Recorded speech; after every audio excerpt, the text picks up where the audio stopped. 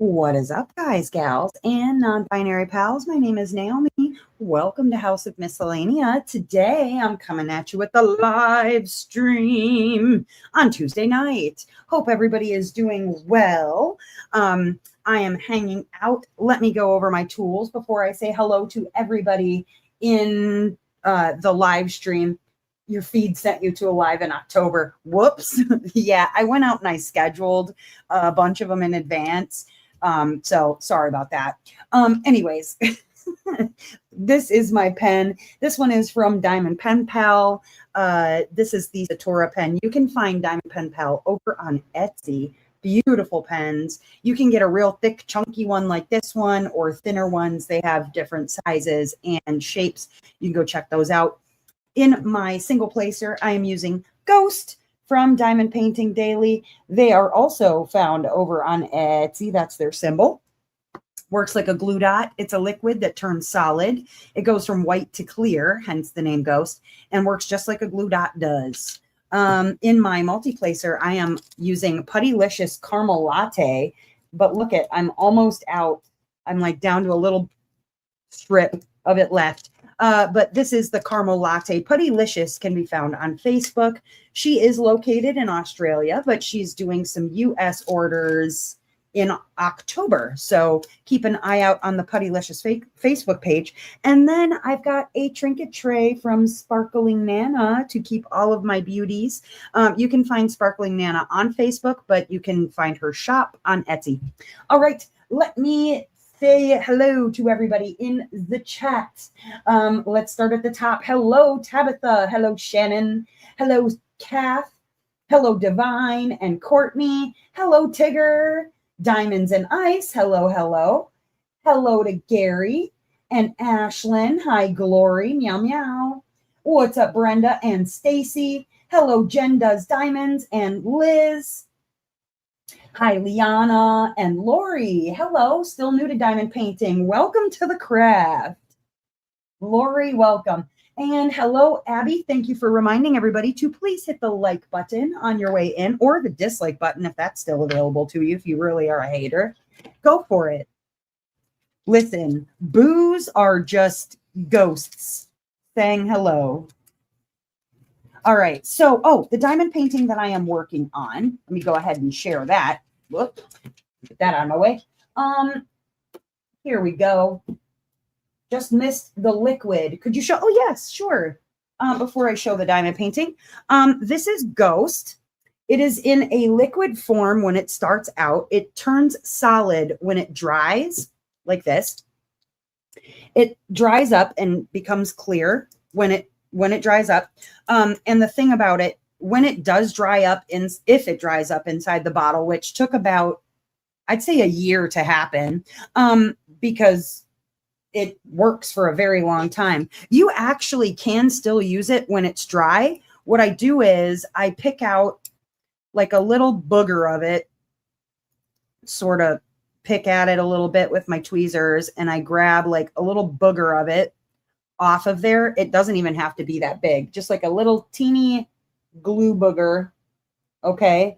And then I'll end up topping off with just this little teeny tiny booger of a piece of glue dot, basically, if I want to top off. And then I'll use like my tweezers to kind of like shove it in there better. I don't need to top off right now, but that's how I do it. So if you do get Ghost and it does dry out, it is still 100% usable in this form.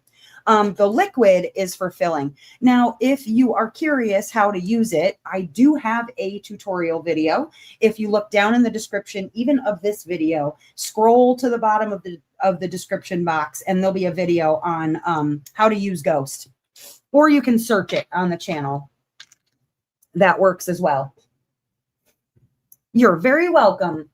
Lisa from the UK. Tabitha's from the UK also. Do you need to empty the pen tip of the current Ghost? I just keep adding more. That's what I do. Hello, Lexi. Yeah, I just keep adding it on top.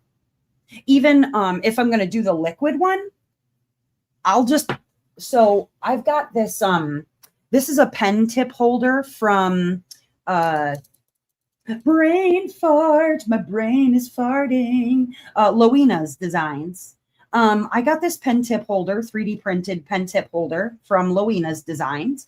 And what I do is, like, if I'm just going to start one off, like this one, these ones right here, there's some that I've just started to fill, and then there's some that I've been topping off. So like this one right here on the end, I've topped off all the way. This one right here, I could put more on top of it. And then like this multi-placer right here, I just keep putting more on top of that. But you can use the liquid, because what'll happen is when it dries, the liquid will start to sink. So you'll want to put more on top and then let it dry again. But yeah, I've been kind of just filling and topping and filling and topping. But then when I've got this single placer, which I use more often, I'll just grab the dry stuff out and then shove it right in there. You do have to dirty it though. Yeah, it shrinks. It shrinks a little bit. Hi, Marianne. Okay, so the diamond painting I'm working on. This one is Gamer Girl by Mrs. Medusa Dollmaker. I almost called her Mrs. Dollmaker. She could be a Mrs. Dollmaker. I don't know her life like that.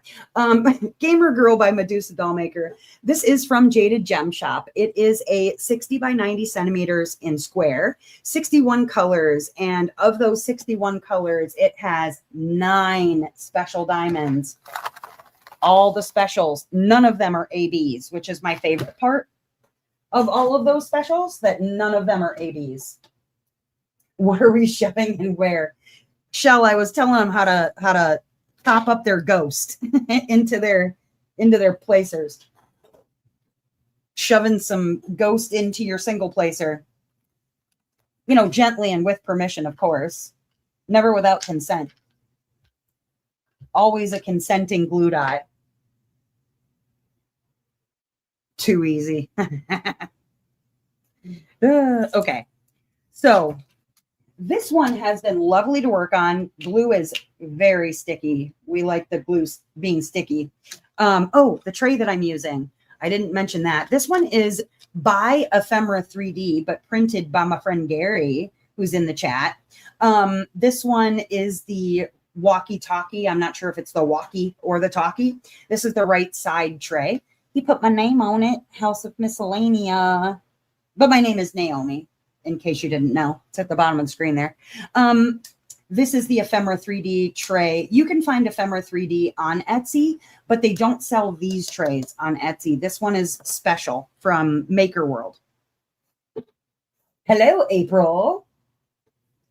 So anyways, let me get on my working on my diamond painting here. I needed something color blocky, you guys. I've been working on a lot of confetti kits, and so it was time to do something a little more color blocky, because woof, I was getting worn down. I was actually trying to see if I had anything that I could use for Sujin's like color along this weekend. And maybe what I'll do instead of coloring something is I'll try to paint something, possibly. Or, ooh, I could also do some more sidewalk chalk. That's an option. Just something a little different. But I'm excited to see everybody else is like out buying coloring books and markers or color pencils, crayons, whatever, getting ready to get their color on this upcoming weekend and weekends until October, it looks like, when Josh starts running his Discord event. Ooh, come on, there we go. He'll be doing the Friday the 13th Camp Diamond Lake event. Got some markers, but thinking about color pencils. Ooh. Will that part of Discord stay after this weekend? Yes. Yeah, so she's planning on kind of doing a color / craft along, any kind of craft you want to do.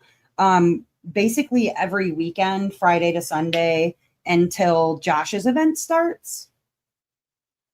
And then maybe pick up again after. I know she's having some serious wrist issues, so she's not been able to diamond paint. And so she's like, well, what else can I do? And color. I was like, okay. And then she wanted to see if other people wanted to color. I said, go for it. Yeah, I like to do chalk. I like it in there. It's a bit quieter. I can keep up. That's fair. Creative Haven Tranquility. Ooh, okay.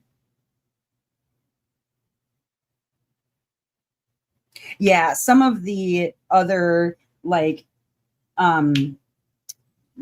sub servers or whatever in Discord, they can get a bit busy and a lot of people talking at one time. Or if you're not keeping up with it, you'll come back and there'll be 94 messages in one area. And it's like, oh crap. I got to scroll all the way back and try and figure out where the last comment was that I read. And yeah, no, I get it. Few less people in there.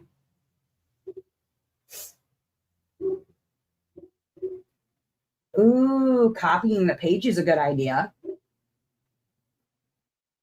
think I want to use my glitter gel pens. Ooh, glitter gel pens are amazing. Swatching my markers during the live. Ooh, okay. And speaking of, please let me know. We've got a couple of new diamond painters in the chat. So welcome, guys. Thank you for tuning in. If you're new, please let me know, though, and those new people, what are you working on? What's on your table? What do you have going? What is keeping you busy this evening? I kitted this one up during the live on Saturday, and then I did end up doing like one square, I think. It was, I think, either the next day, because it took me a little longer to kit this one up just because of the little baggies, and I was doing a million other things, dealing with beans / sugar and his love sickness with sugar being in heat, which she's coming out of already, thank Christ. So he's been kind of back to normal. So yeah, I was dealing with a lot of stuff. I didn't end up getting this one kitted up as quickly as I probably normally would do with other paintings. And so I started it the next day, and then it's been just kind of rolling pretty quickly since then. But it's an easy one too.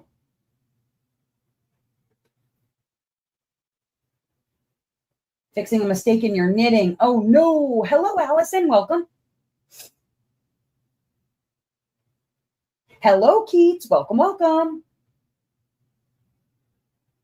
Doing some hand charting on smaller kits. Ooh, cool. Okay. Just got home, working on a couple prints, then heading home to sit down and diamond paint. Awesome. Working on a Spangler.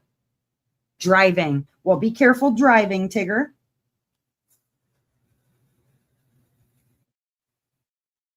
Yeah, I was taking a break from the Morales, which it's funny. Okay, so I'm working on the Morales because someone had purchased it and then was going to throw me some money for working on it and send it to them, which I had no problem doing. Whatever. The person's not responding to me on Facebook. I've been sending them update pictures like, hey, I'm working on the painting that you sent to my house to work on, and they've gone radio silent. I hope everything is okay. But I mean, worst comes to worst, somebody bought me a Morales to work on. I guess I'm not sad about it. If it goes nowhere, it goes nowhere. It won't be the end of the world. Ripping back about 5 rows to go. Oh, that's not too bad. That's not horrible. Still, it's not fun to have to go backwards in anything. I was working in the other flowers down at the bottom that look like these flowers here. And there's a like this neutral color kind of at the tips and in the middles. Like you see this, it's hard to see, but there is a neutral kind of color down here. I realized I was using the wrong color on one of the flowers at the bottom, but it's so close to the other color that I was like, forget about it. I'm not fixing it. It's just going to stay there. It's just staying there forever. In fact, I don't even think anybody would notice unless I like straight pointed out which one that I did that with. Because I don't think, hold on, I'll show you. It's so minimal, the difference in color. I'll scroll it up and show you. Move my trash pot. Oh, I'm using a trash pot from Sparkling Nana also, but this is an older one that she sent to me with a beautiful moth on it. Got some trash. If too close to tell, no one is going to notice. It's true. It's very true. Okay. Let's show you. Okay, so it was this right here, which again, in viewing distance, like you can't even see it anyway. But it was this one and this one. I think I messed up the colors. And here's the two like next to each other. So it's not the red, but you can't even see it in the camera. That's crazy. Okay. So there's like this neutral color in here you can barely see, and a neutral color in there that you can barely see. But the difference is that minimal. And looking this over, I do have to say, when I first unboxed this and was looking at the render of things, I didn't, like, you don't see how well things are rendered necessarily when you're just unboxing and looking at like this kind of thing, right? It's kind of hard to tell what's going to look good and what isn't. I have to say, I am wildly impressed with how well the keyboard turned out. The keyboard looks amazing. The Game Boy looks amazing. Little baby Mario looks great. I love the like, I think this is supposed to be an Atari because there's also the joystick right here. I thought at first maybe N64, but the cartridge isn't rounded on the top. So I'm thinking Atari for this one. And then the joystick that goes with it, a Game Boy Advance, and then the keyboard. Yeah, right. What difference? Exactly. It's like whatever. But yeah, I'm really digging it. At first I was confused when I started because I forgot about what was on here after covering it with some release papers. And this here, the colors that it is, I was like, why aren't those crystal? And then I realized it's potato chips. I forgot that it was potato chips. So I'm glad I didn't switch it to crystal, going, well, why isn't that crystal? Because it's a potato chip. Working on a Veliad by Dak and Mimi Thomas. That's a beautiful piece. Mineralis by Emily Jarige. Yeah, single button joystick. A little, yep.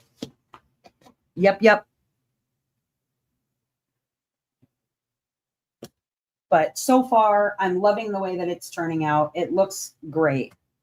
No complaints. No complaints from me. Finally sitting down to work on my Halloween mystery kit. So speaking of Halloween mystery kits, Halloween kits. So Josh is having his event, right? And I, for the longest time, have been like, I don't know what I have that even qualifies. I mean, I have witches and, cutesy kind of things, but I didn't have anything that like really was weird or scary or whatever. And then having released the piece from Diamond Design Company, I think that's the piece that I'm going to end up working on. Don't know if you guys saw the unboxing for it. Here, I'll get it out really quick. It's cute. Exclusive look for you guys on what I think my piece is going to be for Josh's event. Okay, hold on. I got to go grab it out of my closet. I'm hiding it in the closet. Here it is. Here it is. Okay. So for those who didn't watch the unboxing, I think it's going to be great. This one is artist Sarah. Oh, I don't want to mess up her name. Sarah Shevik, I think is how you say her last name. Look at this cutie. Okay. So here's the render. It's kind of hard to see what's happening here. So I'll show you the sticker sheet. It's so stankin' cute. It's this cat, this smushy face cat. And there's a little like jackalope, and the cat's doing some sort of a spell. And it's got bats in it, skulls in it. So I think this one is going to be, she tells the story of the cat in her, oh, she's a coloring book artist. Okay. I love this piece. I love this piece. So I think this is what I'm going to work on. And the jar of eyeballs. Yeah, I think I'm going to pick this piece to work on for Josh's event. I think it'd be a good one. And it's got some colors in it that I don't necessarily work on all the time. So yeah, I think I'm sold on this one for the piece that I'm going to do for that, because I don't really have anything else that, I mean, I do have like Squirrel Witch by Rita Konya that I suppose I could do, but that's too cutesy. I don't want to do something too cutesy, you know? I want to do something different. So I think this is going to be the one. I think that's it. I think that's the winner. What do you guys think?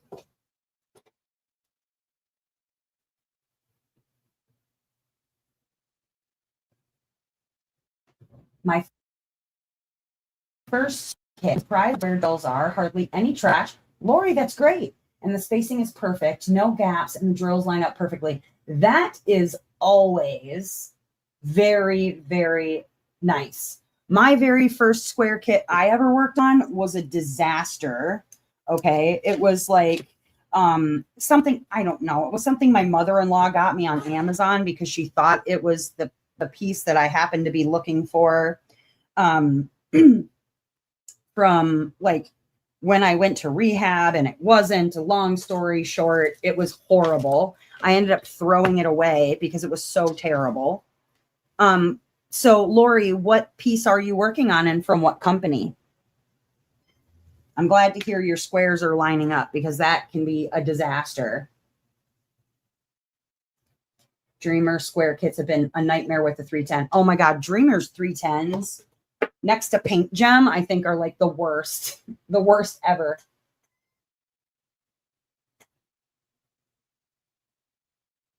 Not liking the grid quality. My first Dreamer Designs kit.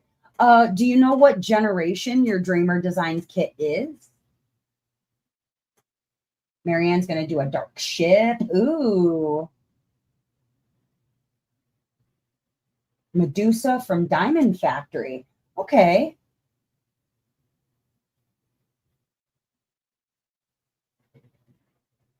The 310s are an issue with them. Supposed to be fixing it. I don't have any from the fix. Oh, okay. You don't know which generation it is? Dang.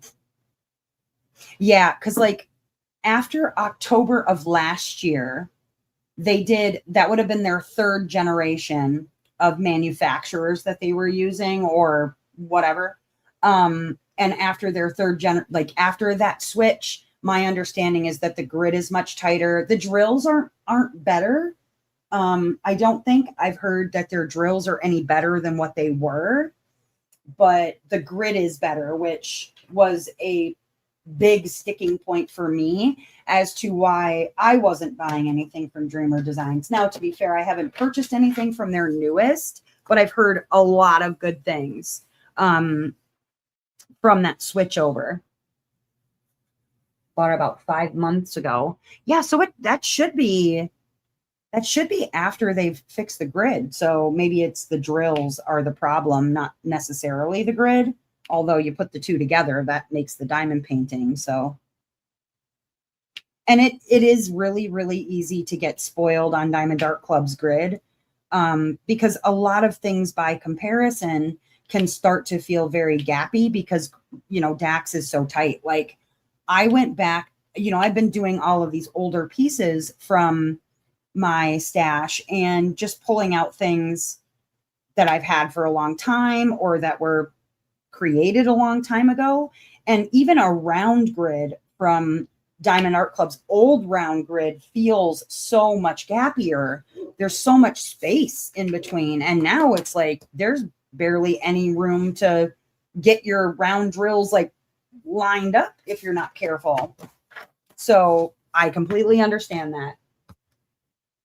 Drills are causing the gapping. Yeah.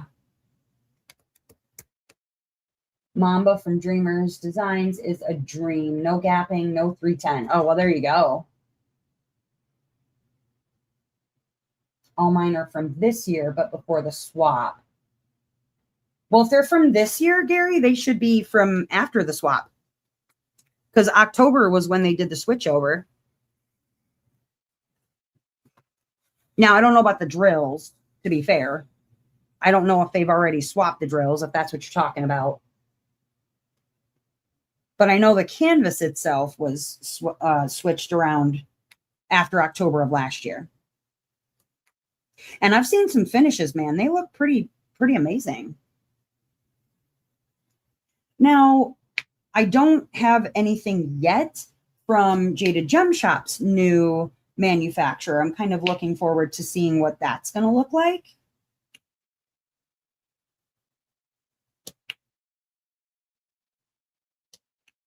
Because I really actually liked her old manufacturer. It's what I'm working on right now.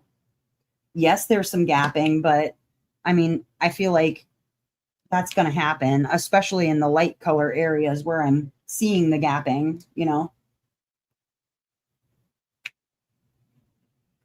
The new logo after that. Oh, okay. Going to work on Companion of Evanescence 2 for Josh's event. I'm going to work on Midnight Mystery because you're home. Glad that you're home. Hey, Tigger, will you text Noelle and see where she's at? I haven't heard from her today. Well, she sent me a YouTube video like, I don't know, 2 o'clock or something, but I didn't get an opportunity to chat with her today before the live. And just poke her, remind her she's late. New guy had the video out and addressed a number of issues. Yeah, you talking about the new CEO or whatever?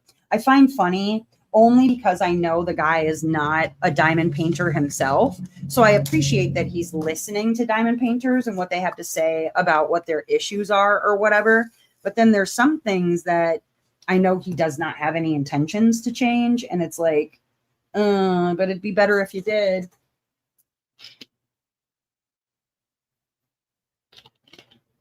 But I did appreciate that like transparency and that openness to even discussing. He didn't need to do that. You know what I mean? I think the guy's name is Kevin. I don't remember. I know, what's his name? Speaking of diamonds, Rich had him on a live stream, as did Deborah from Captured by Radiance. I think she had him on a live stream as well. And they talked about updates or changes or ideas from the community on things that the community felt needed maybe upgraded or worked on. And I appreciated the openness and just the willingness to discuss it. Some places won't do that, you know?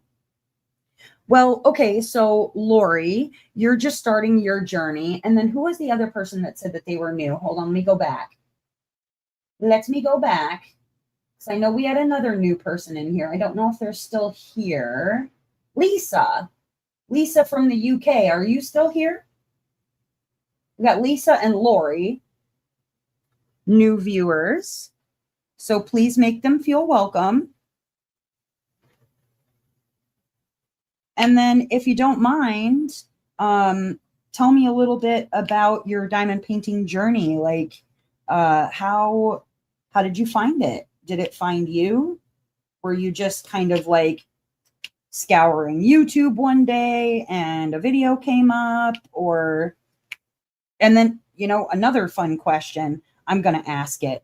Okay, so everybody can answer that question if you'd like to. Tell me how you discovered diamond painting and when, how long you've been diamond painting. And then a secondary question, after you answer that question, tell me how you found my channel. Was it by accident, on purpose, via an event? Were you referred by a friend? How did you find me? Do tell. I'm always curious how people find me. And then just a little backstory, not total backstory. If you want to, actually, if you want to know a little bit of backstory about the channel and how it got started, where the name came from, I put up a recent whip and chat that's like a getting to know me sort of thing. You could go watch that if you really are curious. But I was going to say the first diamond painting content creator that I ever found was Rachel Ray. Rachel Ray was my introduction into like diamond painting content. And I, eventually found other content creators and had watched them for a time before deciding to start my own channel. But some really, really good channels out there. All right, let's see. We got answers coming in. I think his name is Eric. Eric, not Kevin. That's right. From Dreamer Designs. He was asked about having content creators do sneak peeks. He kind of said that wasn't in the near future, but maybe. Yeah, Allison, because I've emailed them about that too. And they were like, nah, I don't think that, you can always sign up for our affiliate program, but we're probably not going to do sneak peekers. And it's like, do you know how much money in marketing that you would save by just sending kits out to some content creators? Like, there's a reason it's a successful way of getting your name out there. You know what I mean? Getting your product into the hands of people to try. And my thing is like, I'm broke, right? So I would buy Dreamer Designs if I could afford to. Now, if they would send me a kit to try out that wasn't one of their cheapy, because they do send out free kits, but it's stuff that they have in stock that is not from their new line. And that's not a good way to advertise your product if you're sending out the stuff that nobody wants, But if they sent me a kit, I would work on it and I would give an honest review. But what do you do? Okay. Stacy says, I started when the virus was a thing. Oh yeah, coronavirus. One of my friends told me about it. Then I went down the rabbit hole of researching. Yep, that's how that goes. I found out about your channel from a friend in the community. Oh, cool. My firsts were Rachel and Mrs. Coffee. Oh, okay. Yep. I found diamond painting kits in Michael's. Nice. And finally got around to trying it last year. Your tarot card pulls in your whip and chats. Oh, really? Oh, cool. Yeah, I for those who don't know, during my whip and chats at the very end, I will draw a tarot card as like our thought for the week. And we've had some really eerily accurate card reads, I feel like. Gary says, I'm just lucky I found you on my own without getting sucked into any of the other drama. Yeah. Lori says, it's funny how I started diamond painting. I was walking my dog and I noticed something in the middle of the road. I thought they were pictures, but they turned out, oh my God. So I just left their diamond paintings in the middle of the road? Talk about stumbling onto a new hobby, right? Hi, Mamie. New to the channel, found your channel by happy accident, searching for new to me creators. Been diamond painting since 2018. Oh, wow. Okay. Well, welcome to the channel, Mamie. Lori says, I brought them home and oh, they were new? Wow. Really like fall off of somebody's car or something? I had no idea what I was doing. I turned to YouTube and found your channel. I've learned a lot. Oh, good. Well, that's what I'm going for. If there's ever anything that you want to know about or what have you, just comment on any video and be like, hey, would you mind covering the topic of XYZ? I'm currently working on, okay, y'all, you guys know I don't know how to make short content. Sometimes my post reviews will be a little shorter, but I don't know how to make short content. And so right now, my enhancements video, I think, is going to be like 2 hours long. Is that bad? Should I narrow it down? I go way in, like I go in deep, and that's going to be like 2 hours really before I cover the other questions. So I may have to do some clipping or editing or things, but listen, enhancements are not my like area of expertise. And so I think I'm approaching it like a person who has no idea what they're doing, because I didn't really know what in the hell I was doing when I started enhancing anything either. So yeah, it's going to be long, real long. Radio silence from Noelle. Oh no. Could I split it up? I probably could. They fell off of someone's car. Okay, well, that's cool. Glory says, I saw ads on Facebook for a long time. In March of 2023, I finally got coasters off Amazon. When I got onto YouTube to learn how to do canvases, I found Mrs. Coffee, Rachel Ray, and Diamonds and Washi. Yeah, that's usually the trio that people end up starting with, because I think of all of the diamond painting content creators, the three of them have one, longevity. They've been doing diamond painting content creation since just before COVID, and then some started right at COVID. And then they have the most subscribers. I think out of the three of them, they have the most of all the diamond painting content creators. And so I think sometimes YouTube will like funnel you toward the big content creators for each niche. And those three definitely have like staying power. You know what I mean? First one was from Walmart, followed by 2 DAC from Joann's. Did YouTube search watches a couple of other content creators, then found you and been here ever since November 2024. Yeah, you have. Glory says, found you 2 years ago when you first were talking about intention pens. The rest is history. Yes, history. It's funnier if they fell off the truck, but I'll accept. So, yeah, I'm going to have to do maybe like a little series or something. Part 1, part 2, part 3. Because and see, what I might end up doing is what I did for my stash videos, not this year, but last year, where I released it both ways. I released it as the full content, and then I released it as parts. So people who wanted to watch it as one full thing could watch it as one full thing, or people who wanted to watch it in pieces could watch it in pieces. So maybe I'll just edit it both ways and then let people choose how they want to view it. Drop it on the same day, like I did with my stash videos, and then see how people want to view it. You know what I mean? Leave it up to the viewer.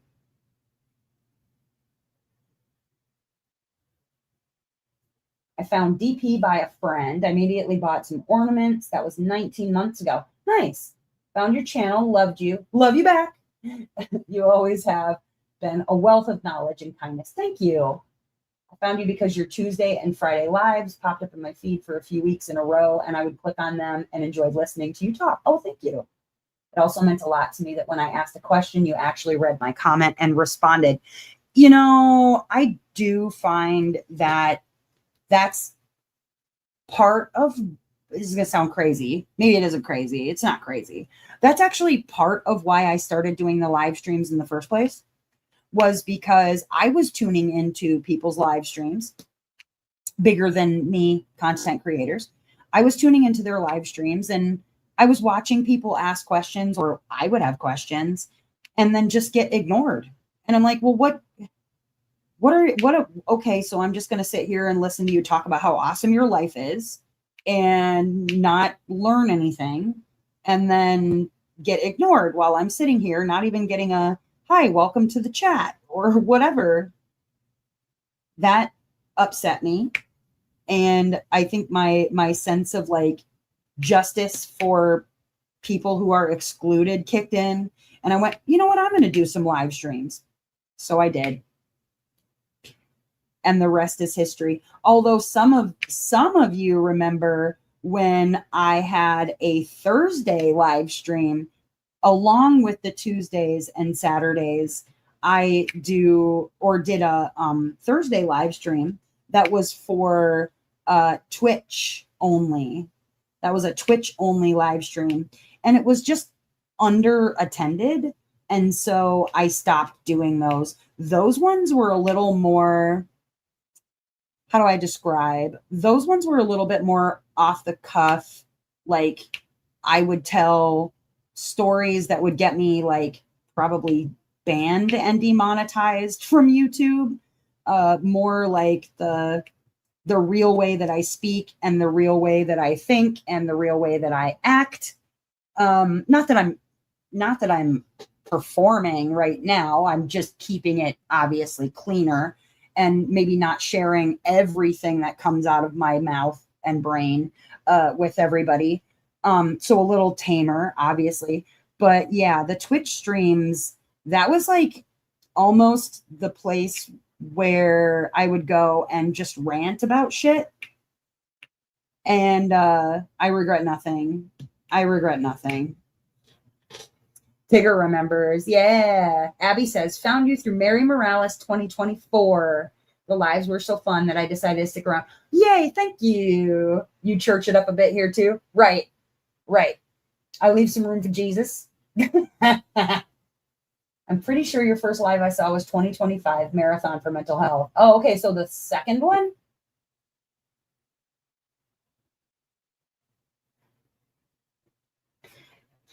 The second one. So what Tabitha is talking about, I feel, Vicky, Tabitha, I feel like you were at my first one.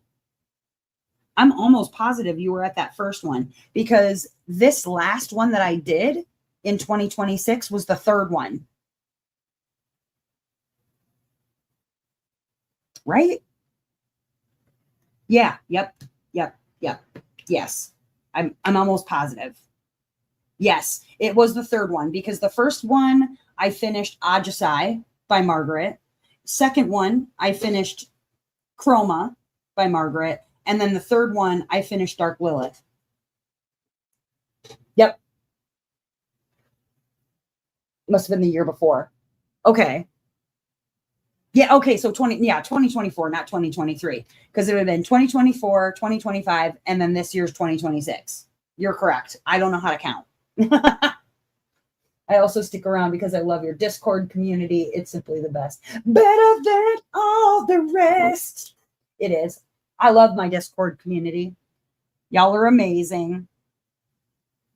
And if you're wondering, the Discord is free. It's not like a members only type place. We go there, we complain and we laugh and we cry and we chat and we voice chat and we start businesses. We force other people to start businesses. We collaborate. We do all kinds of things in the Discord. If you're not in the Discord, you're missing out. We have little extra DP alongs or like mini events in there. It's awesome. I take payment if you feel like it worth more to pay. Yes. Yeah. The UK helpline for crisis. Yep. I remember that. We talked about everything that first live. I feel like I talked about deep topics. I was talking about even just like my own shit, stuff I was going through, talking about sobriety. I mean, the last couple, yes, I talk about mental health and things like that, but I hadn't really talked about like my mental health journey necessarily in so much detail. But that first year, man, we went in deep. All of us did. I feel like we were all going a little in, Only kidding. Give Gary all your money. Give him all your money. Oh, goodness. I did get started on the store, have the domain and some nice.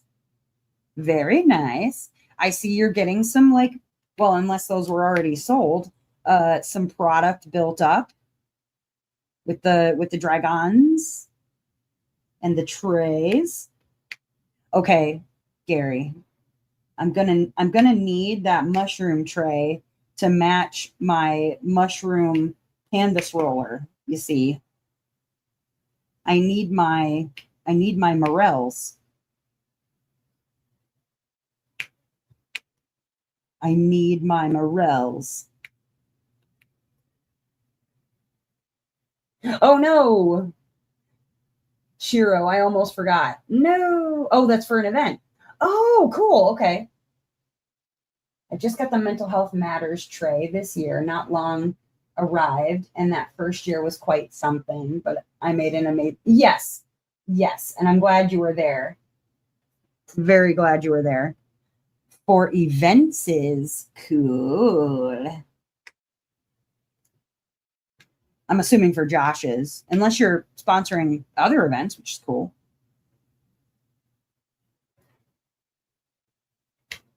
I know. Oh, probably Shell too, huh? Because Shell said she was going to do something. That's right. That's right. I remember things sometimes. I sometimes remember stuff. I have a right-handed walkie-talkie, and I'm loving not having to take on and off the stopper. Yes. Okay. The only thing that I don't love sometimes about the size of the spouts on these trays, anybody else notice that this mouth is exactly the size of 3 square drills? Because they'll get stuck sometimes inside of there. And it's not often that it happens, but it's often enough that I'll get 3 square drills just lined up perfectly side by side down the spout. And I got to poke them with tweezers to get them out of there. Do you remember where the sticky notes to remember stuff? Never. School officially started today. Oh no. So I'm back to being stuck here till 11:30. Oh no. You're still at work. Boo. Boo working. That's lame. That's lame.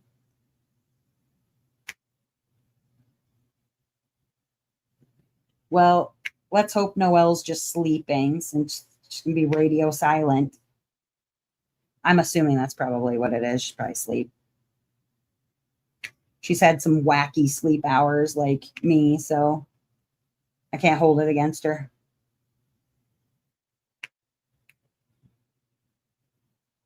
So I do also love that this one, the background color, this blue is all a 161 glimmer or dust drill.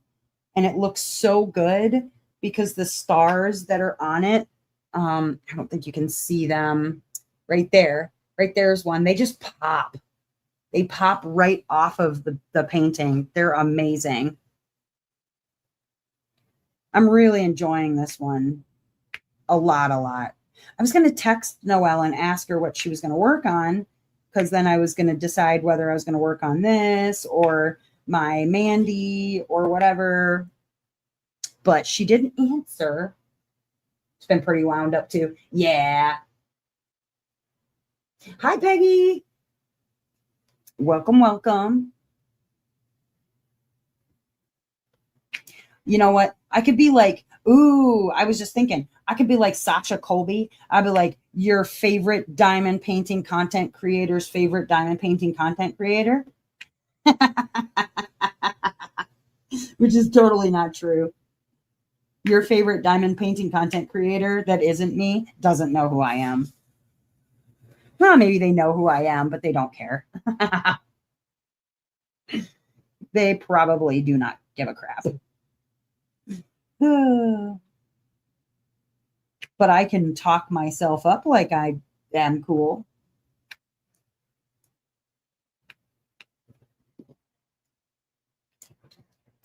Oh, man.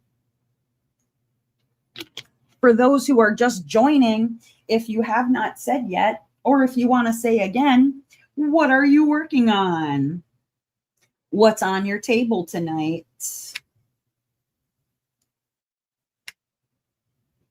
I figure I don't know what my next finish is going to end up being. We'll see if I get real fixated on this one or if I go back and get fixated again on the Morales, because I did a lot of that one before I decided, like, okay, let me work on something else for a minute.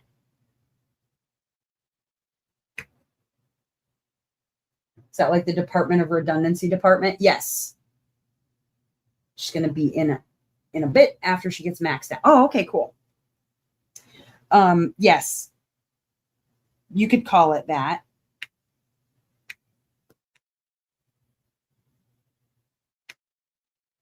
Yeah, Sasha Colby, who is a famous drag queen. That's sort of like the tagline that she goes by, is your favorite drag queen's favorite drag queen. So I could be your favorite diamond painting content creator's favorite diamond painting content creator. Or I can pretend to be anyway. Because like I said, most of them probably do not know who I am. Or they don't care. Ah, I keep bumping you. Hang on a second. Let me scooch you just a little bit up this way because I keep bumping my head. And then I'm going to move this up. There we go. That's better. I keep just slightly tapping it with my head. I got a big old dome. I went for a walk with Dustin before the live. We took Beans out for a little, like a 2-mile loop, nothing too serious. And the weather, man, you can tell fall is fast approaching, at least with the cool off in the weather, which is fine by me. I am totally all right with the cooler weather. I don't want it to be cold yet, but the cool off is good with me. But then getting darker sooner, like I keep looking out my window and it's just darker and darker, earlier and earlier. It's coming for us. Not working on anything, working on organizing enhancements and my desk. Unfortunately, the FY kits seem to have burned me. Oh no, the Forever Young ones? That's no good. NASCAR has redundancy built into the name. National Association of Stock Car Auto Racing. Yep. Not working on anything. I'm sorry, Peggy. I hope that that's by choice and not like for bad reasons. And Abby, that'll be the perfect time for you to do some coloring this weekend with Sujin and everybody. Do some coloring or some painting, maybe. Get a little break. And it's funny too that it would be minis. You know what I mean? Because they weren't large paintings, so getting burnt out on minis is not good. I may swatch the markers. Cool. Working on Time to Play by Kiyomi Harai. Cool. Small DAC from Amazon. Starry Night Music. Ooh, Mamie sounds cool. Can't wait to color my owls. Ooh, I can't wait to see pictures. Like I said, maybe I'll go out and I'll just do a quick like sidewalk chalk thing.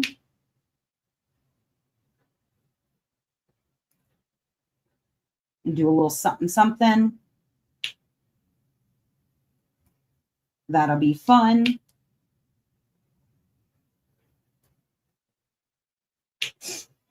Should be a good time.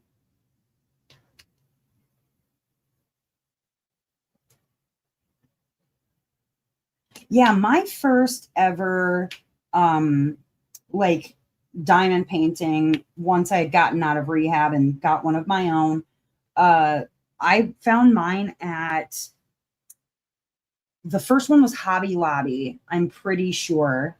I don't think they were selling them at My Michael's yet, or if they were, the selection was so minuscule. And it was like Diamond Dots. It wasn't the Make Market brand. They hadn't even come up with the Make Market brand yet.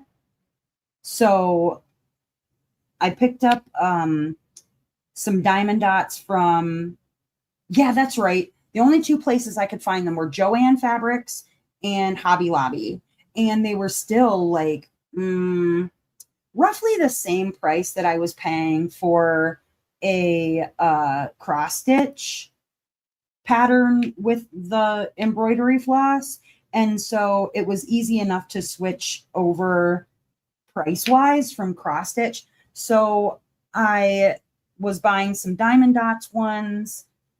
I didn't do a lot of shopping online, so that wasn't so much an issue. But the first ones were like masters. You know what I mean? Like I got Van Gogh. I got some like wolves, you know, because that was something that they had a lot of. I got my first Diamond Art Club piece. It was from either Hobby Lobby or Joann. I can't remember which, but it was, I think, the first iteration of one of the cats. Like it was a cat one, but it wasn't the really big one. It was a smaller one. And then I ended up shopping online and got like their bundle of 4 little ones that they gave you for free. And then I bought a larger couple of them at that time. Hello, K&K love. It's been a minute. What you been up to, my love? Noticed a bunch of fun coloring books at Target. Of course you did. Ordered a Pokemon color by number. Awesome. Roomies found a woolly bear caterpillar. Nice. Might switch to some drawing. My eyes are tired of searching for things to fix in the renders. Oh no, I got 2 finished. Awesome. Not currently working on it, but Handsome Wizard is on my table at home. Kind of in a slump with him. I think just because I lost my steam by taking such a long break before getting back to work. Yeah, that'll happen. But yeah, I loved my Diamond Dots before. Well, this was before I was introduced to Diamond Art Club grid, especially. And the drills just being better, like quality overall being better. But I did like my Diamond Dots a lot at the time. And I've told this a few times, but I remember when I first bought some, it was my husband picking them up for me. And he told me flat out, because I used to start a lot of cross stitch projects that I never finished because I'd ruin something in the middle and then I'd throw it away and I'd get angry. And he's like, well, I'll tell you what, if you don't finish these, I'm not buying you any more of them. It was sort of like a threat, like, okay, if you don't finish this, you're not going to get more of them. So I made sure to finish all the diamond paintings that I got. This was before I even had a stash, though. I was working them one at a time. Like I'd finish one, I'd buy another one. I'd finish one, I'd buy another one. And I'd get them done in a couple of days. You know what I mean?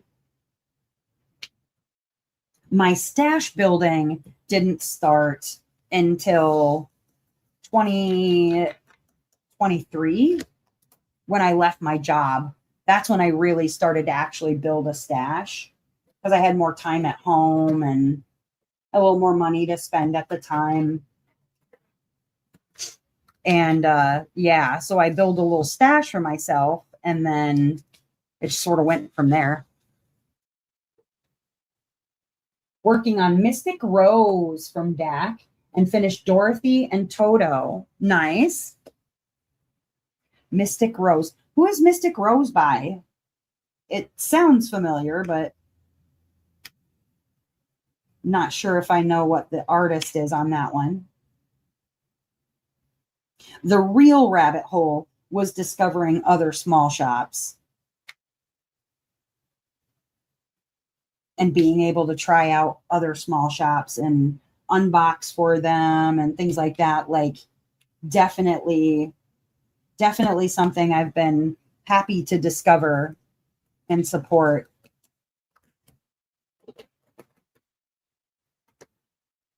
All right, there we go. Where's my next color?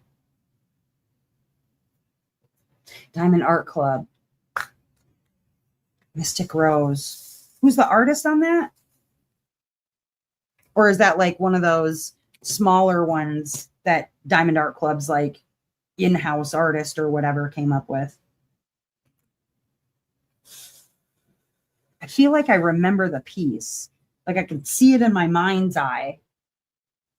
And more small shops just keep popping up. Very, very true. That's the hard part too, is because there are so many small shops popping up. One, it's, you know, you want to support all of them. Wish I could. Absolutely wish I could. I mean, I support them by like showing them on my channel and things like that, trying to get the word out on them. But it's like hard because there's just so many, so many. How do you recommend just one? So sometimes there can be a lot of like decision paralysis for me because I already have a hard enough time trying to decide on things. This is why sometimes I leave it up to you guys to pick like what my next piece is going to be. So sometimes I'll be like, I have no idea what I want to do. Acclaim Studio. Oh, you mean Eau Claire Studio. 17 by 17, 44 colors and square. Okay. I think I know what you're talking about now. Pretty sure I know what you're talking about. Pretty piece though. Do you like it? That's what matters. That's what really matters. Do you guys have any questions for me? You know, I love answering questions. If you're new or even a veteran, anything in particular you want to know either about me or about diamond painting that you think I might be able to answer, be happy to help you out and answer questions.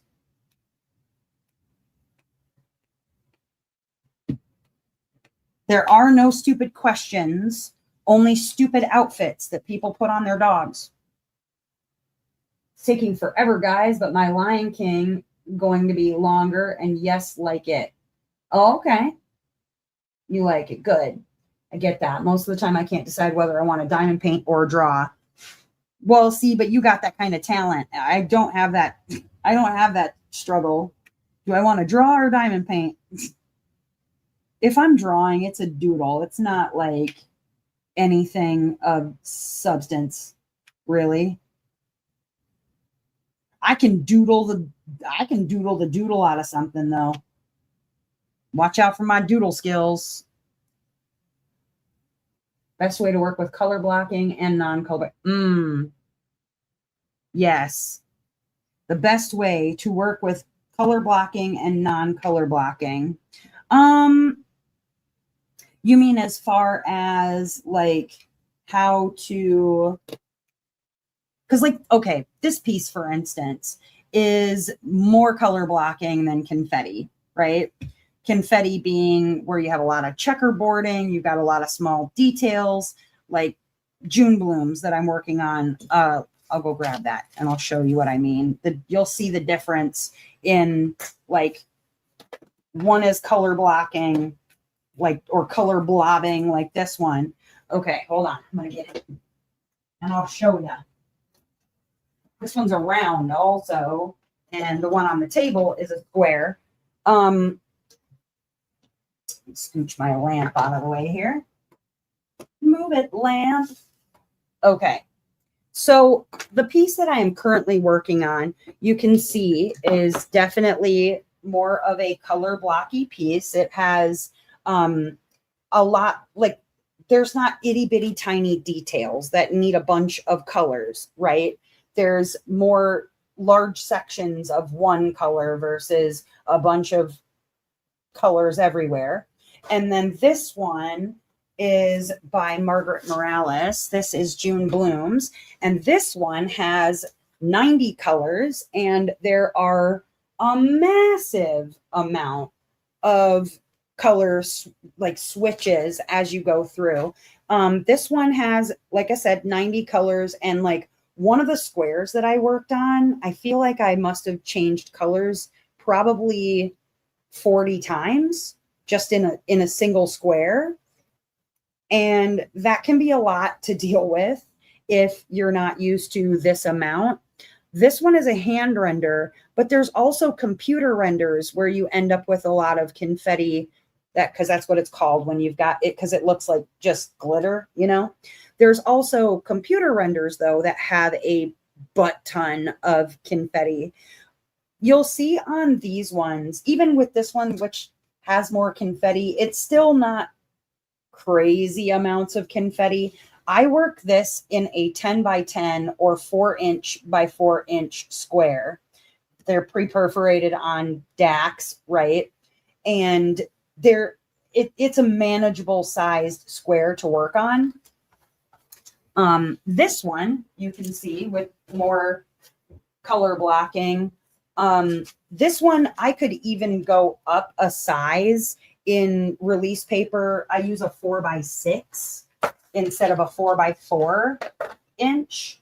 Let me get it out for you so you can see this size. On something this, like, air quote easy, I might even go up a size because I get them done relatively quickly. You can see it's about half again the size of one of my squares, right? But when I get to working on something that is incredibly confetti heavy, from like a computer render or partial, like it's a hand render, but the hand render is like 15% hand render, like this one, for instance. You can see that there's tons of color changing. There's lots of confetti, lots of color change happening in it. You can see that this one, I've gone down in the size of the release paper that I do. This one is a 3 by 3. Or sometimes I will do, I think it's a 3 by 4. Yeah. Or sometimes I'll do a 3 by 4. Something like that. It's all about when you're working with color blocking or confetti, making the square that you work on, and I recommend doing it by squares or rectangles or whatever, making sure that the size of the square that you're working on is manageable for you, that it's not going to be something that if you're sitting there for 6 hours just trying to get one square done, that's going to burn you out very quickly. One, it's better to take breaks in between. So like something like this might take me an hour, hour and a half for a square this size and something this confetti heavy. Whereas, you know, the one that is very color blocky underneath, a square this size might take me 45 minutes because there's not as many color changes, not as much detail, things like that. Making sure that I can get up and go to the bathroom, or I can get up and take a water break or a walk break or whatever. So I guess my best advice for working on color blocking versus confetti is knowing how long it's going to take you to do the section that you're working on, and then kind of keeping yourself confined to that size while you're working on that type of piece. Otherwise, you can get yourself burnt out very quickly than doing one square at a time. Yeah, that's the way I would do it. Hello, Vanessa. Welcome, welcome.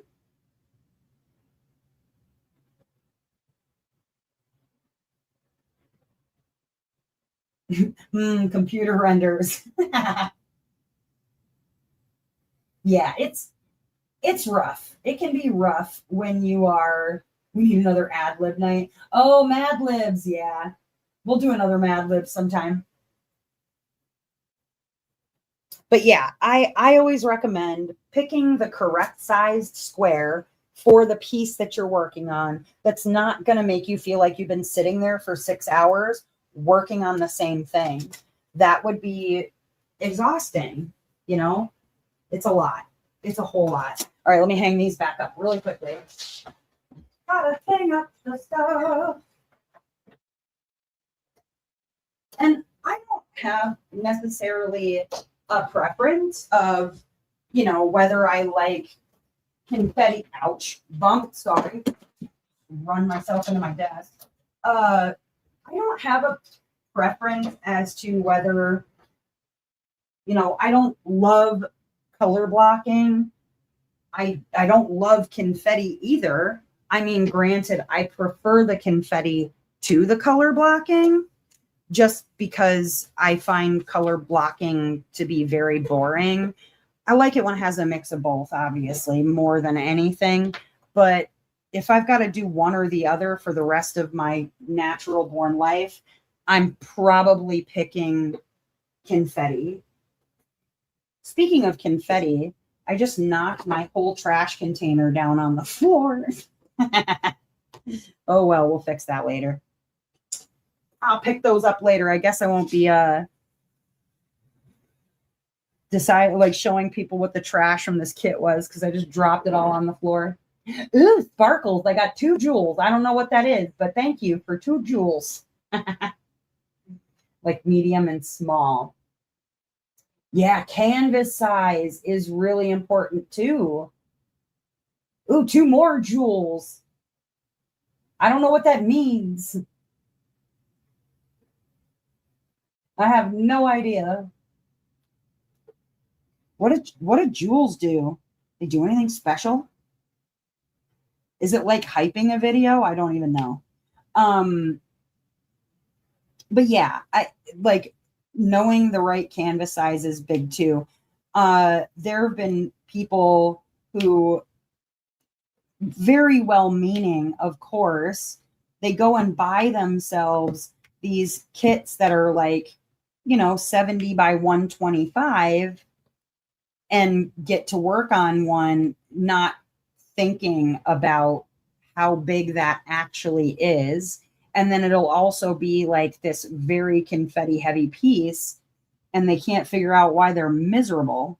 It's like, I bet I could tell you why you're miserable right now. Also, I like having more than one work in progress. I will have typically 5 or 6, usually not more than that, pieces going, where one might be really color blocky, one might be really confetti heavy, one might be really colorful, one might be really dark. But each one of those whips is kind of giving me something different from the others. So I can kind of break it up and do something differently on each one. My first was Petals Fall. Open that thing like, oh, Petals Fall by Yume. Yeah, so if you're in the chat, tell me what your first licensed diamond painting was that you worked on. Now, I'm going to say aside from like diamond dots, because we know those are licensed, but they're not like, it's not exactly the same as like one from a small shop or Diamond Art Club or even Dreamer Designs. A little different kind of situation. Yes, it's licensed, but a little different. My first one that I bought was that cat one. I don't even know where that ended up. I think I gave that one to like one of my kids' friends or something to hang up in their house, in their room. I think the first one that was like meant something to me that I picked intentionally because it was something I liked was from Diamond Art Club. It was a portrait, and it was the first portrait that I ever purchased. Well, first of two, because I purchased two on the same day. And one was like a figure called Make-A-Wish. And the second that I purchased them together and did them one right after the other was called Akemi by Sylvia Strike from Diamond Art Club. I have pictures, actually. And these pieces, this was how I figured out that I love portraits. The first one was this one, Make-A-Wish by Sylvia Strike. And the colors are right up my alley. It's got like lotus flowers. It was beautiful. This one, the next one that I worked on was What's That Smell? And this one here drove me bananas. I'd also done like Diamond Dots piece right like in between, but this one made me realize how much I hate color blocking. So I never bought another one that color blocky ever again. But the next one, Akemi, this one fully made me realize how much I prefer portraits to landscapes or animals or whatever. Like, I loved this piece. I miss this artist too at Diamond Art Club, but love this piece. I still have this piece actually in my finished stash. I absolutely loved it. So let me read through some of yours. Let's see. We've got Sujin's going crazy with the jewels. Jewels are money. How do I cash those in? I don't even know how to cash those in. I'll have to look that up. Shiro's was Petals Fall. Black Cat from Walmart, Diamond Dots. Okay. The Beekeeper from Diamond Art Club. That's a beautiful piece. Diamond Art Club Tweety. Reading Tree by Randall Spank. That one, is that the one with the creepy face on it? That's like the tree that, okay, this is going to sound really weird. In The Last Unicorn, there's a tree in that movie, and she's got boobs and she talks. And she's the one that like, she puts the wizard in between her bosoms and she's like, love, love, love, love, love, love, love, love, love. That scene scared the shit out of me when I was a kid. BTW. Isn't The Reading Tree by Randall Spangler, doesn't it have like a weird face or something in it? Keith says mine was Sweet Snow White. After the Black Cat Diamond Dots, a couple of the Witchy Stitcher tarot cards. Oh, cool. My first big one was Halloween Cat by Puffy Gator. That one is cute too, from Diamond Art Club. I think I got a version of that from Distracted by Diamonds. And then it was on somebody's like major unicorn list from Distracted by Diamonds. And so I destashed it to them because I was like, well, I like it, but it's not like I'm not dying to have it. And if I hear somebody's unicorn, like they're a unicorn of unicorns, and it's not something I'm particularly like dying to have, I will sell it to them. Like, that's just who I am. Moon Elf. I own that. I've never worked on it though. I think my first licensed piece was Into Wonderland by JoJo's Art. Okay. Glory says I did 4 canvases that I'm not sure if licensed. My first for sure one was Green Eyes. Green Eyes is beautiful. That changed everything for me. I could see why. Tigger and Friends, Diamond Art Club from Joann's. Nice. That tree scarred you. Me too. Olaf by Disney from Diamond Art Club. Between diamond painting and Disney, I loved it. Just like a winning combo, huh? See, and those would have been way too much color blocking for me. I would have been crazy. I would have been wild. Like, can't do it.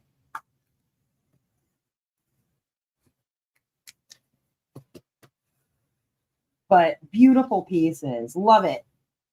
Now, the first piece that you did, right? Was the first piece that you did something that like you knew right away this was the genre for you? This was the artist or whatever for you, like, did it scratch that itch immediately, or was it just like the art of like diamond painting that you were good? Because I'll tell you, like, nowhere except for Diamond Art Club, when I first started like purchasing licensed and good kits, I didn't find portraits anywhere else. Like, all I could find were landscapes and animals. And so I worked on landscapes and animals and old masters basically for like my first 2 years of diamond painting. That's all I really did. And so once I worked on that first like actual portrait, that's when I realized I'd been doing it wrong the whole time. I was still enjoying myself, but I didn't realize I could enjoy myself so much more by working on portraits instead of landscapes and animals, you know? The tree and the harpy. Guess I was scared of titties as a kid. Right? The harpy had them hanging nips too. Her nips were pointed straight down at the ground. I stayed up so many nights working on those small Walmart diamond dots. Hooked so fast, right? The art of diamond painting. I now have fallen for landscapes and Dominic Davison. Dominic Davison is an incredible artist too. And I feel like there's probably somewhere buried in a closet or a basement somewhere some of those landscapes that I originally worked on that I got from like Joann's or whatever that were from Diamond Art Club. Like, there was this one that I did, and it wasn't even like, at the time, I think I had a choice of like 5 paintings, right? From Joann's, or you'd go to Joann's and there'd be like 5 of those. And then you'd go over to Hobby Lobby and there'd be another 5. And then maybe you got lucky and there was 1 or 2 at Michael's. But I remember there was this one landscape I did. I don't remember the artist. It might have been Dominic Davison because he's been with Dak since forever, right? It was this snowy landscape, like, cabin. I remember there being like kind of mountains in the background. You could see the sun on the left side of the picture, but it was like a snowy landscape with at the end of this driveway were 2 like stone pillars, kind of, with like finials on the top, and then red bows. I remember red bows on the like 2 finial things at the end of the driveway. I did that one and I enjoyed it immensely. It wasn't scratching the itch that I find that portraits scratch, you know? Still enjoyed it, but it wouldn't be something I'd buy today. You know what I mean? Given the opportunity. If I had to pick, you know?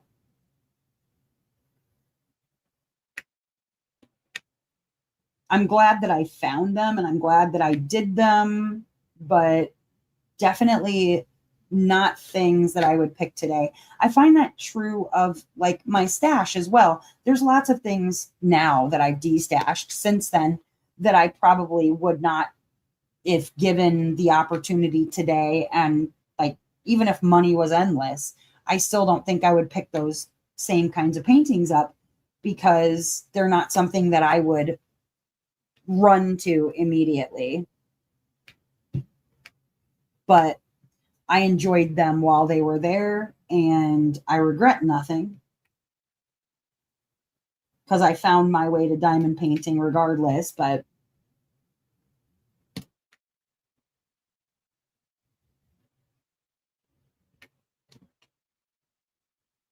now for you guys that are diamond painters, if you don't mind my asking, and I'll ask this in a way that you don't have to give a specific number, okay? Because I know some people are scared of numbers. No, in fact, I'll ask this a different way. For your stash, is your stash like one that you would consider to be too small? Maybe you consider it to be too big? Maybe it's just right, or is it like something that you're sort of embarrassed that you did to yourself? um, mine, I'm gonna say that mine is at a number that I'm comfortable with, just because of how quickly I finish diamond paintings. The other thing is like I get sent diamond paintings from diamond painting companies, and so sometimes like I'll get rid of 10 by working on them, destashing them, whatever, and then I'll end up getting 10 more from uh, companies or what have you. Those often get set aside as prizes, or I'll work on them pretty quickly just to show off finishes and things because I like to give the companies that send me paintings finishes. But I also keep the number at a number that I'm comfortable with. I think regardless, just because I'll destash things if I start to feel like, ooh, my stash is getting gross. Think your stash is reasonable? Liz says, no regrets. Not even one single letter. Just right. Just a smidge bigger than I want. There you go. Just right, but also small. But I'm only on my third and got 5 or 6 from Christmas to do. Nice. Gary says, my stash is large for the time I've been doing it. That tends to happen to us in our first year. I think my stash is still at a reasonable size, though I think it got to my reasonable number pretty quickly. Oh, Marianne says, embarrassed. I did. Not a huge stash compared to others, but mostly Temu. Yeah, that'll happen too. I think it's just right for right now. Hope to add more in the future. Lexi says, mine's too small now that I'm in my own home again. There you go. I'm okay with my stash. Enough for choices, but not so many. I don't remember what I have. Yeah. I finished more than I currently have to work on. Stopped for 3 years and now have a modest size. There you go. I think mine is reasonable, but it's growing faster than I can finish them. That happens too. Just right, but on the verge of too much if I don't quit buying until Black Friday. Yeah. Jen says reasonable for me. Cap says, so I try to be extra picky. Yeah, I find that, like I said, there's a lot of things that when I first started diamond painting and purchasing that nowadays I wouldn't look twice at. There were things even in my stash for a while there that it was like, why did I buy this? Like, I don't even know what I was thinking when I purchased this. Like, what was I doing? And I think some of it can be hype. Absolutely. Like, I feel like this is going to sound dumb. Part of the reason that I didn't buy Duck Bath, even though I really badly wanted Duck Bath and I really like Art by Julia, is because the hype was so crazy around Duck Bath and that first. Oh my God, do you remember? It took a year for them to restock it. And in that time, people were going buck wild for Duck Bath. People paying like $200 for it in D-Stash. And I was just like, you know what? I refuse to buy into this shit. So I'm just not going to do it. So I didn't get Duck Bath. And I'd really like to have Duck Bath. Like, that's actually one of the ones that I want the most. And I still don't own it. Mostly because, when it restocks, I just don't have money or whatever. But I really want Duck Bath badly. But I was just like so against doing what was popular, I think, at the time. I was like, screw this.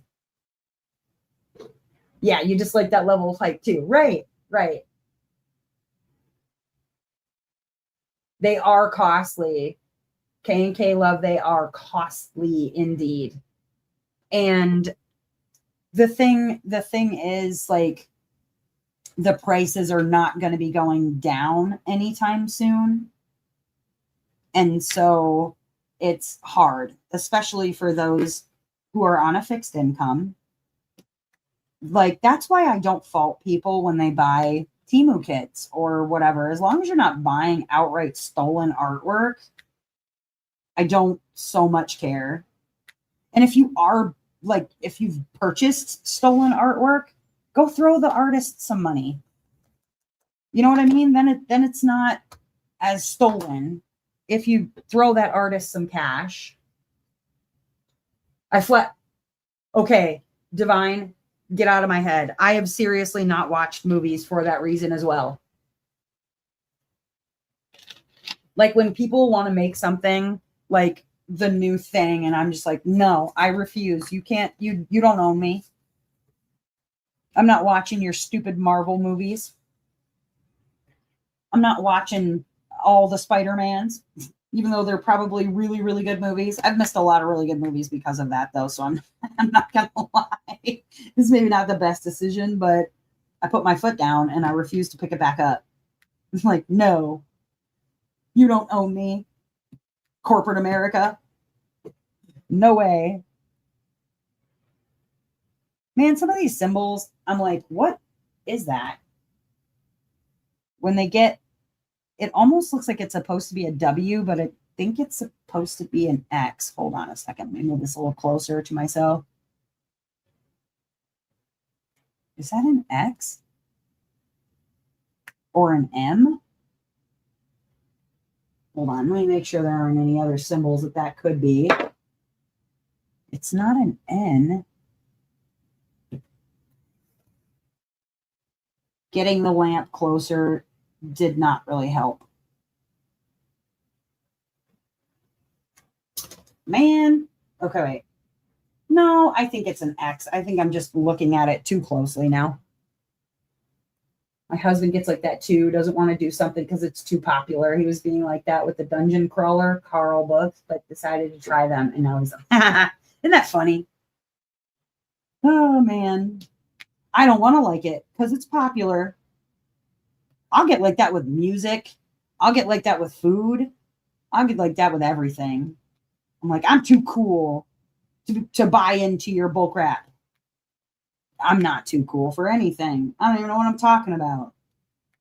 But I just get angry. So much so that like I've never watched the original Star Wars movies. I know. Calm down.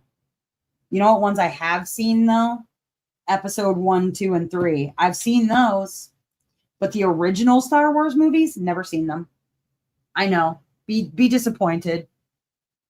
I cheat and use my phone camera and zoom in. You know what? If I could right now, I probably would do that.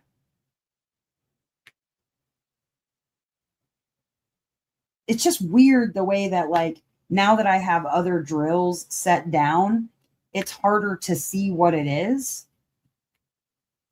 I know what it is, like, because it was there to begin with, but now that I have other drills set down and I can't really see what it is, I'm like questioning whether it's the symbol I thought it was in the beginning. All right, there we go. That should be good. Yeah, all of a sudden it just looked really strange with other drills next to it. I'm like, I don't know if that's right. I don't want to pour out every bit of my drills. There we go. I don't even care for Star Wars much, and I'm disappointed. Oh, no. Yep. Okay, so here's the other thing. Please don't come for me. Please don't come for me. All right, so I was working at Toys R Us when the episode 1, 2, and 3, when episode 1 came out, okay? I had to build cardboard droids working at Toys R Us as part of our like the decorations or whatever that we put up in the store, okay? I had to build cardboard droids. I had to build cardboard TIE fighters and all sorts of like blow up Pepsi cans that had Star Wars on them, right? I went and I stood in line for episode 1. I went and stood in line for episode 2. I went and stood in line for episode 3 for the midnight showing. The final movie, the final of that particular grouping, episode 3, I fell asleep while Anakin and what's his name were having their lightsaber battle in the freaking like in the volcano. I fell asleep. I had everybody in the movie theater angry at me. But listen, I was tired. I had worked and then I stood in line for hours to get tickets. And then, yeah, Dustin did not let me live that down. That I fell asleep during the like most important battle between Anakin and what's his name? Like he was pissed. He was pissed. Pissed. No one tell her. Oh, there's Beans barking at something. Yeah, he was real mad at me. He's like, why did we bother to stand in line just so you could like sleep through the best part of the movie? I was like, oh no. Now, granted, I did end up seeing the ending of the movie later, but nobody would tell me what actually happened. I did not know about like Anakin's arms and legs being removed and things. No, it wasn't Boba Fett. No, not Boba Fett. It was one of the why can't I think of his name? Hold on, just a second.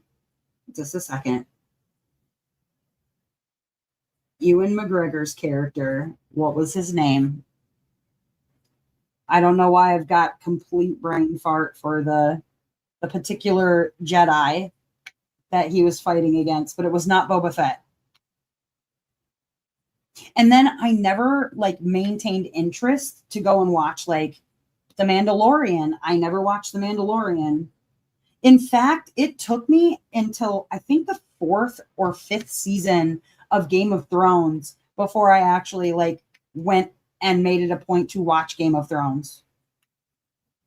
And you know what it was that actually convinced me to watch Game of Thrones? It wasn't even like Game of Thrones fans. It wasn't like seeing trailers for Game of Thrones. It was actually one of those bad lip reading videos where they used, I can't with her, Sith Jar Jar. Obi-Wan Kenobi. That's who it was.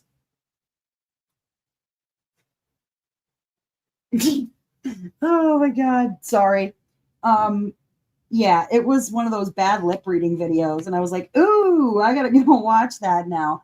It was nothing like the bad lip reading video, but I loved the fact that when those scenes came up, I could, I'm like, little bunny, you're so cute, pretty, and special to me. Oh my God.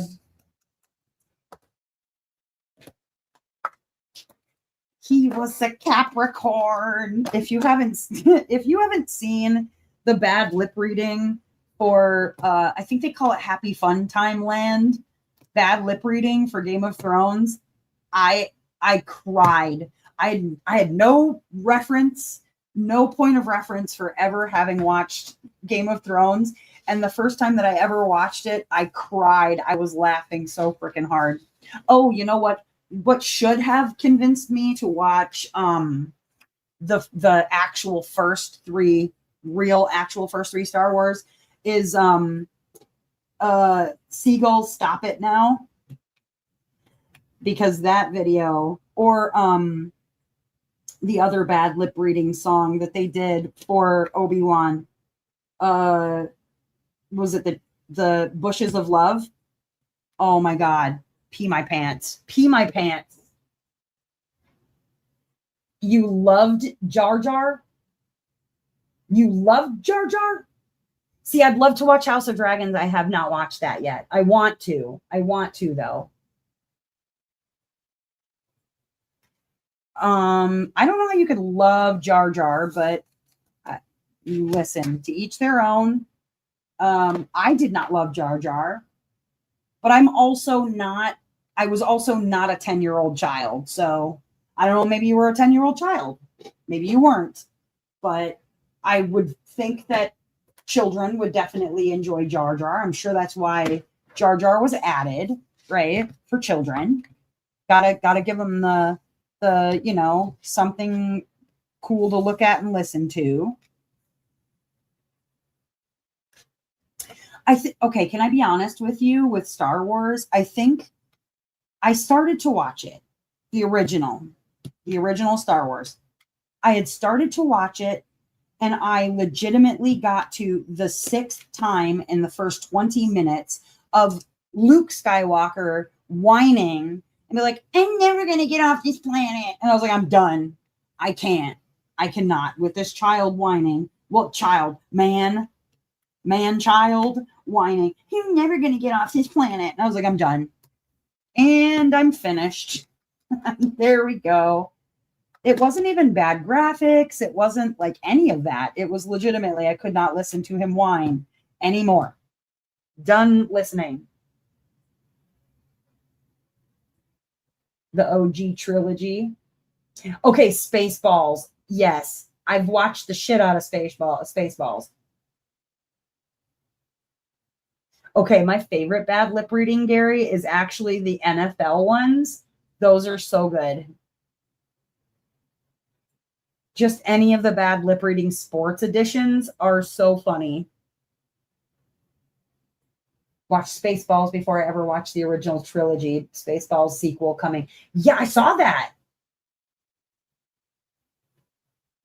And Leia had the weird British accent. He gets less annoying and whiny? God, I hope so.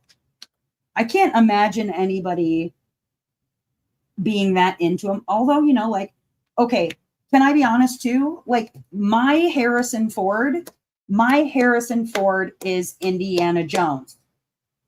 I don't know what to do with that. Harrison Ford could not be anyone but Indiana Jones for me. I was really obsessed with the Indiana Jones movies. And probably because I was also obsessed with Goonies and Data. He played like the short round. I can't remember what his actual name was in the movies in Indiana Jones, but he was in those movies, and I loved him in Goonies too. So it was like, you guys got me all shook up out here. Okay, there we go. I'm like, where's my color? Data. Yep. He played Data, and so he played short round in Indiana Jones. And so like I couldn't see Harrison Ford as any other hero, although my understanding is he has one of the coolest lines in like cinema history in Star Wars, where Leia says, I love you, and then he says, I know. Such a douche. Such a douche move, but really cool line. Gotta love it. Gotta love it. So someday I will culture myself, but today is probably not going to be that day. Okay, how is this chip looking for you guys? I haven't looked at the screen yet. Is it looking like a potato chip? This is a potato chip and this is a potato chip. Is it looking like a potato chip? I hope so. I'll look up when I'm done and get a glimpse in viewing distance, see how it looks. Boom. Potato chip. And it could pass as a potato chip, I guess. I don't, maybe if these lines in here were not quite so dark, maybe that's what's throwing me off. Like if those were a different color, maybe.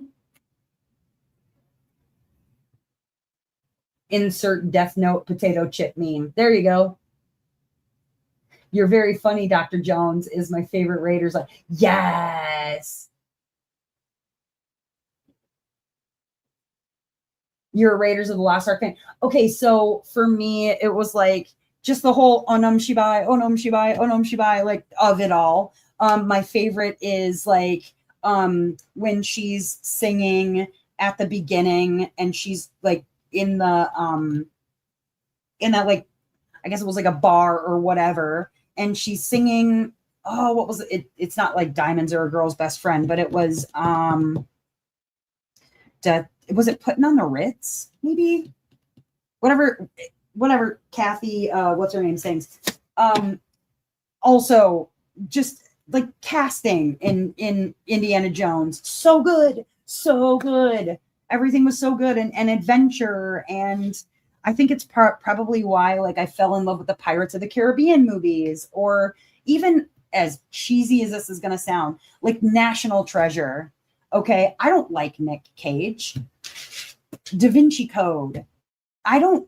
I mean, Tom Hanks is great, but I like Tom Hanks in like Big and The Burbs. You know what I mean? Like, I don't know. I like a good just action adventure type Goonies style movie that, you know. Thank you, Noelle. Welcome, welcome. You're only an hour and 45 minutes late. Big was great. Big was also problematic in a lot of ways. Like him consummating his relationship with his coworker was a little weird if the roles were reversed. Like if it had been her becoming a 13-year-old girl to a 30-year-old woman versus a boy becoming a 13-year-old boy to a 30-year-old man, problematic. But it's okay. The Burbs was a great movie. National Treasure, I like both of them. I liked both of them. Tomb Raider, okay, I gotta be honest. Like, I loved Angelina Jolie in the Tomb Raider movies. There's a remake happening of Tomb Raider. I haven't seen it. I haven't even seen trailers for it.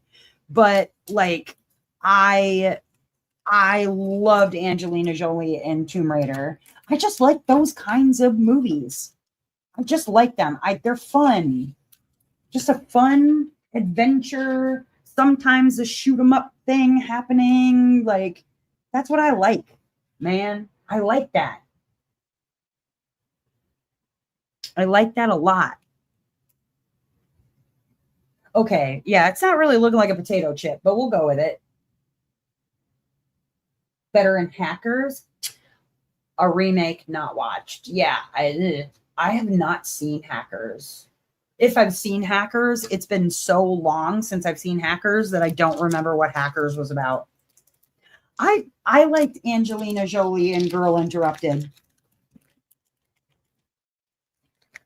And Gia, well, okay, forewarning, if you are a recovering addict, take very, very, very, very much caution before watching Gia. As a note, I watched it. Was it before my recovery?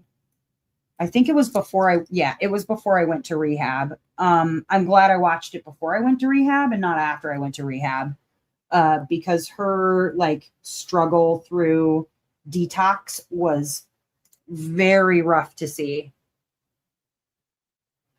Mr. and Mrs. Jones was good, although that's where she stole Brad Pitt away from Jennifer Aniston. Any woman kick-ass movies. Yes, Kill Bill, Tomb Raider, Charlie's Angels. Can I be honest? Like, I like Charlie's Angels too. It was a genre. It was a vibe, you know? It was a vibe. It was definitely a vibe. And it's not for everybody. Hang on a second. Grab something. They're not for everybody, but I love that Bill Murray was Charlie. I love me some Bill Murray anyways, but Bill Murray as Charlie was pretty great. Like, good stuff. Very good stuff. Okay. Let's start this next square for the last 10 minutes. That looks like a butt. If you're just looking at this, let me get the shine off of it a little bit. If you're just looking at that, it's not a butt, people. That's the inside of her her knee crack.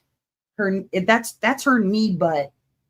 That's like, I'd be like this. If you only saw this on your screen.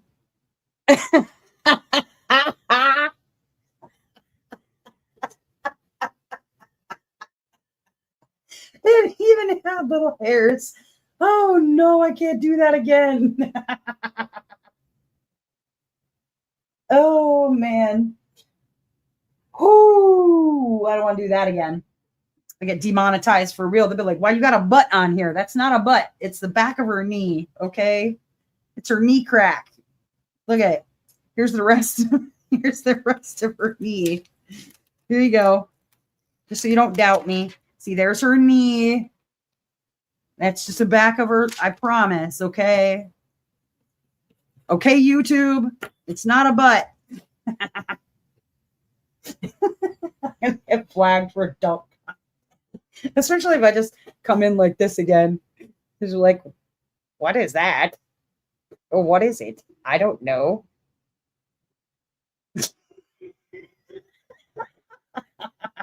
What's up with her cleave? Oh, knee. Yes. Okay. Sad that I discovered that just now and not much earlier than today about the whole elbow thing. My elbow cleavage. Oh man.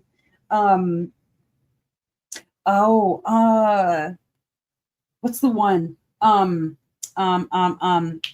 For actiony adventure things. Some real meavage. Charlie's Angels Bedazzled. Oh, you know what movie I loved? Okay. Okay, I can't think of the name right off the top of my head. I'm going to get it probably while I'm describing it. It had Cher, Michelle Pfeiffer, Jack Nicholson, one other actress, Kathy. No. And they were not the witches of, is it the Witches of Eastwick? I think it's the Witches of Eastwick. Maybe that's what it is. Where like Jack Nicholson is like pseudo married / in a relationship with all the women and they're witches. What is that? Is that Witches of Eastwick? I can't remember. Great movie. Death Becomes Her. Death Becomes Her, also a fantastic movie.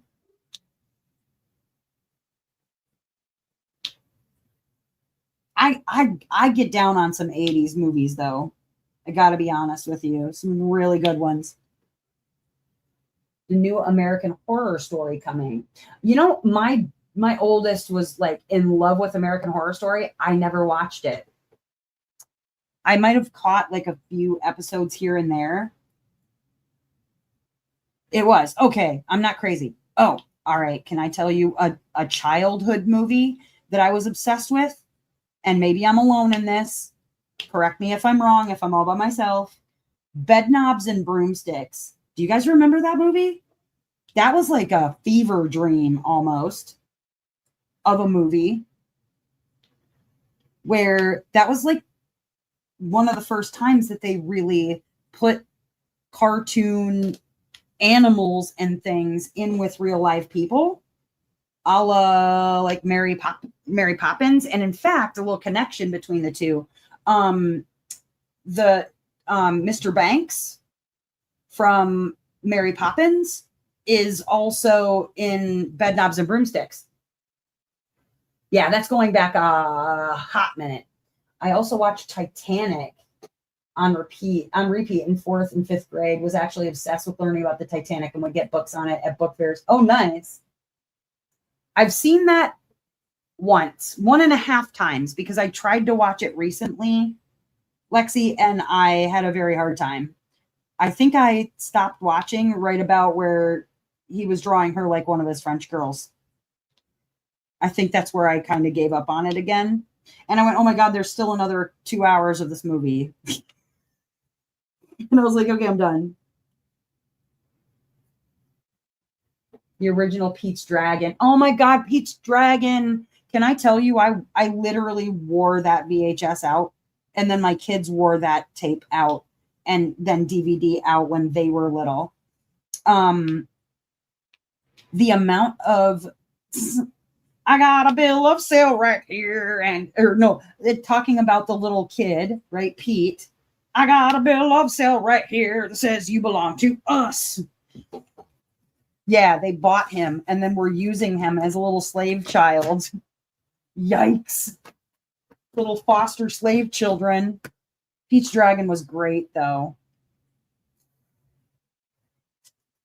Loved that movie. Although I think a lot of people get confused with Pete's Dragon and Puff the Magic Dragon as being the same thing. They are not. Yeah, it is a ridiculously long movie. It is. You only have it on vinyl record storybook. Oh, wow. Okay. That was a great movie. Passamaquoddy. Passamaquoddy. Passamaquoddy. Oh, man. Okay. I was also talking about Willow not that long ago, the movie Willow. Out of the way, Peck. I loved the movie Willow. Willow, you idiot. I could watch the crap out of Willow all day, every day, still as an adult. The movie Legend, that's got baby Tom Cruise when he still had crooked teeth. He was a very young man, very good looking man, before he went all Scientology nuts. Yeah, baby Tom Cruise covered in glitter. Can't lose with that. That was before Top Gun. That was before anybody even knew who Tom Cruise was. You know what I mean? Tom Cruise wasn't anybody. And then it had the girl from Ferris Bueller's Day Off, which is also a fantastic movie. If you don't love Ferris Bueller's Day Off, you got problems. A lot of conspiracy theories around Ferris Bueller's Day Off, but great movie. Great movie. Oh my gosh. Okay. So can I tell you, I rewatched Dirty Dancing for the first time in ages. I don't think I've seen Dirty Dancing.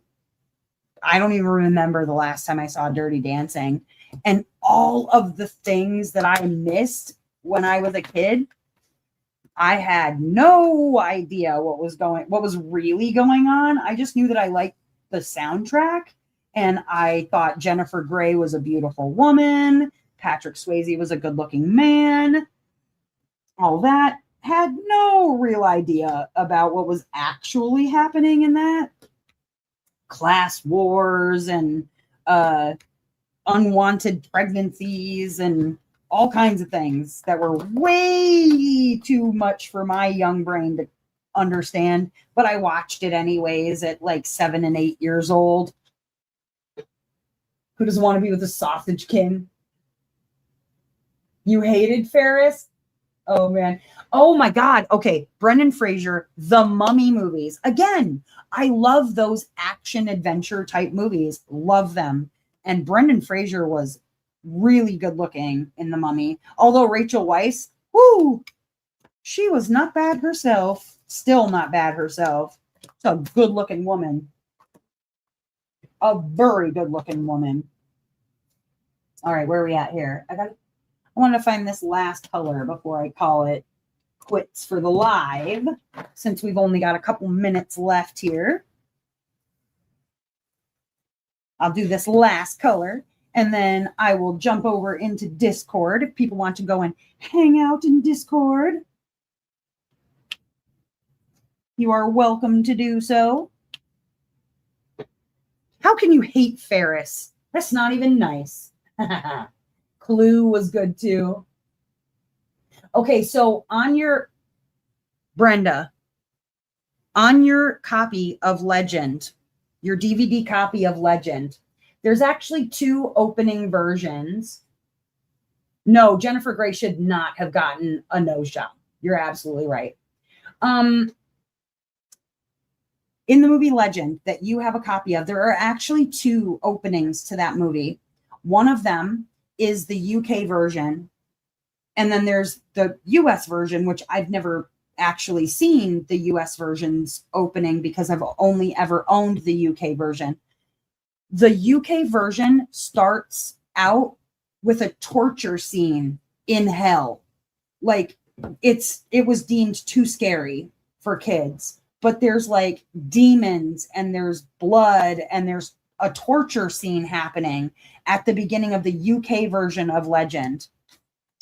Do you have that version on your DVD, or do you have the Americanized version, like the American edit version?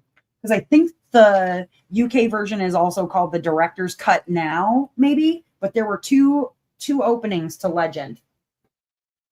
Anyways, all that said, okay, guys, I got my one square done. I'll work on my next square. Hopefully some of you guys will join me over in Discord, but otherwise I'm going to get out of here. I will be back live again on Saturday night. So hopefully I will see some of you on Saturday if I don't see you next Tuesday, or in Discord. But that is all I have for tonight's live stream. I hope that you had a blast. I always do. But that's it. As ever, I hope that wherever you are in this great, big, wide, wonderful world of ours, that you are having a beautiful morning, evening, or afternoon, whatever time it is, wherever you guys are. All right. I will see you on the next one. All right. Bye.